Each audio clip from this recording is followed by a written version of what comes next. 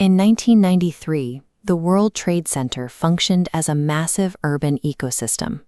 Built from 200,000 tons of steel, the complex housed 19 restaurants, 80 shops, and over 400 companies, bringing 50,000 workers into Lower Manhattan every morning. On February 26th, a rented yellow van pulled into a subterranean no-parking zone on level B2 of the complex and detonated. The bomb tore a 60-meter-deep crater through the concrete basement. Toxic smoke flooded the ventilation shafts, forcing a massive, chaotic evacuation. Over 1,000 people were injured, and 6 were killed. Across the Hudson River, the architect of the bombing, Ramzi Youssef, watched the smoke rise. But he was disappointed. The towers were still standing. This structural diagram illustrates the intended physics of the attack. Youssef targeted the base of the North Tower's support columns, calculating that the blast would force the structure to tip laterally and crush the South Tower. The explosion successfully vaporized 6 levels of reinforced concrete and steel, creating a crater 60 meters deep. Yet, despite that massive release of energy, the building's core remained standing. The mechanical failure of the bomb in 1993 traces back to a logistical failure in 1992 at the U.S. border. When Youssef first flew into New York from Pakistan, his trained accomplice was caught at customs carrying fake passports and multiple bomb-making manuals. Youssef avoided arrest by claiming political asylum. Through a severe systemic oversight, a judge later allowed Youssef to retrieve those confiscated bomb-making manuals from the very jail where his partner was being held.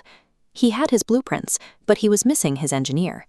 Desperate for manpower, Youssef moved into a New Jersey dormitory and recruited a small cell of amateur radicals who attended a local mosque.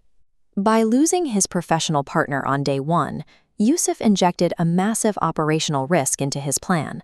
A highly complex chemical engineering project was now in the hands of untrained novices. This cross-section of the World Trade Center reveals the miscalculation. They parked on level B2. Notice the spatial gap to the load-bearing core.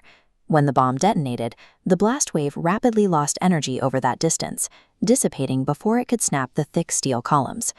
Despite causing heavy casualties on the surface levels, the proximity of the van and the total yield of the explosives were mathematically inadequate to overcome modern skyscraper engineering. Immediately after the dust settled in Manhattan, Youssef boarded a flight back to Pakistan, abandoning his local recruits to deal with the inevitable FBI manhunt. Down in the B2 crater, bomb technicians sifted through the rubble and found a twisted, charred piece of car chassis. Engraved directly on the metal was a perfectly legible vehicle identification number. Forensics traced the VIN to a rental company and a man named Mohammed Salameh. 2 days after the attack, Salameh walked back into the rental office to demand the $400 security deposit he had paid for the now pulverized van. The clerk told him to file a police report. A few days later, Salameh actually returned. He successfully negotiated a $200 partial refund from the man behind the counter, an undercover FBI agent, and was arrested on the sidewalk immediately after walking out. The 1993 plot required precision engineering, it required perfect chemistry, and completely flawless execution. Instead, the operation unraveled because a co-conspirator could not bring himself to forfeit a security deposit on a vaporized rental truck.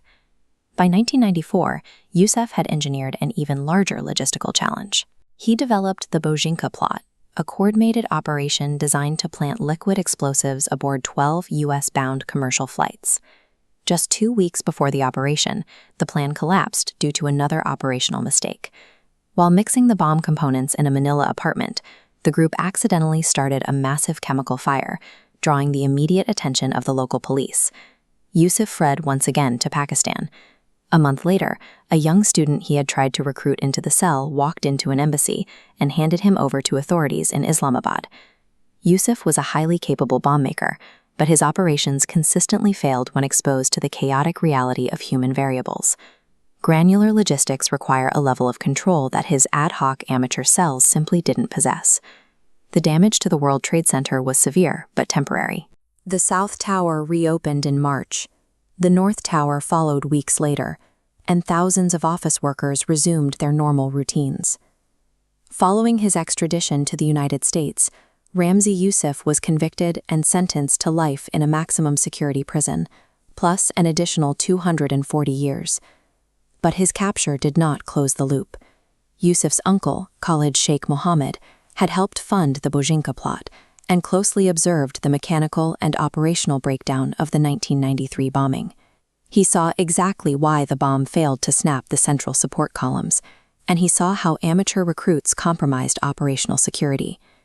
The failed 1993 attack served as a blueprint, mapping out the precise physical and logistical errors the group would need to correct the next time they targeted the towers.